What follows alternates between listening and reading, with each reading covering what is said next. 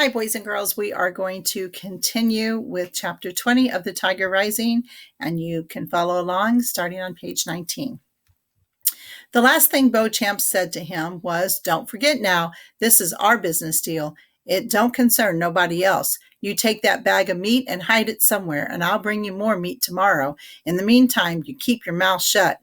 At 3 o'clock, the school bus pulled up, belching and gasping and sighing.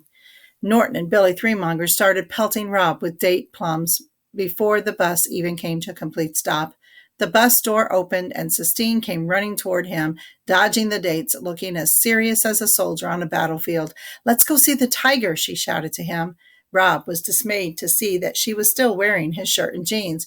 "Where's your dress?" he blurted. "In here," she said. She held up the same grocery bag he had given her the night before. "I changed as soon as I got out of the house. My mother doesn't know. I found a book in the library today, and I read about big cats. Do you know that panthers live in the woods here? We could set the tiger free, and he could go live with them. Come on," she said. She started to run. Rob ran too, but the keys to the cage felt heavy in his pocket, and they bumped up against his legs and slowed him down, so that Sistine beat him there. When he arrived, she was standing pressed up against the fence, her fingers wrapped in the chain link. "Tigers are an endangered species, you know," she said. "It's up to us to save him." "Watch out he don't attack you," Rob said. "He won't. Tigers only attack people if they're desperately hungry." "Well, this one ain't hungry." "Well, how do you know?" Sistine asked, turning around and looking at him. "Well," said Rob, "he ain't skinny, is he? He don't look starved." Sistine stared at him hard, and Rob opened his mouth and he let the word fall out. "Keys," he said. Every secret magic word he had ever known, tiger and cancer and Caroline, every word in his suitcase seemed to fall right out of him when he stood before Sistine. "What?" she said. "Keys," he said again. He cleared his throat. "I got the keys to the cage."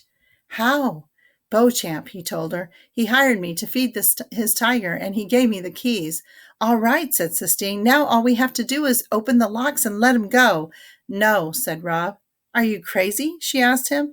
"It ain't safe. It ain't safe for him. My friend Willie May, she had a bird and let it go, and it just got ate up."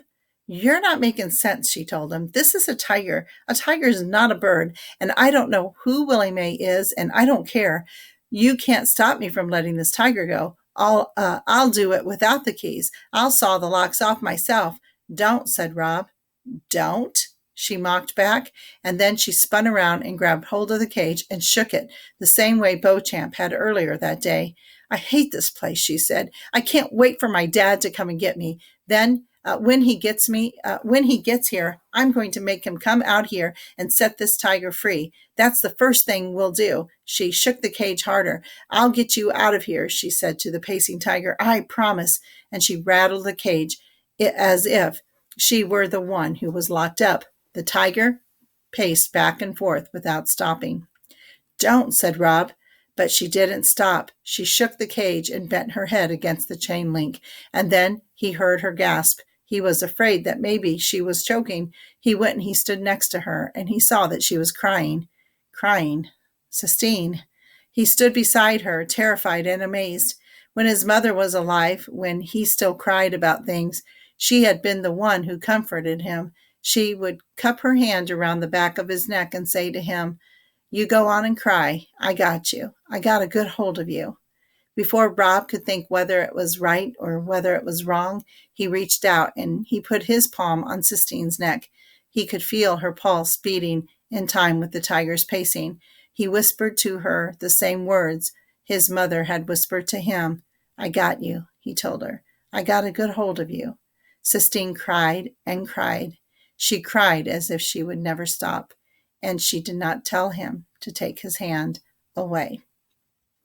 All right, ladies and gentlemen, go ahead and stop and jot for chapter 20 and meet me back here, and we'll wrap up the day's reading with chapter 21. Thank you.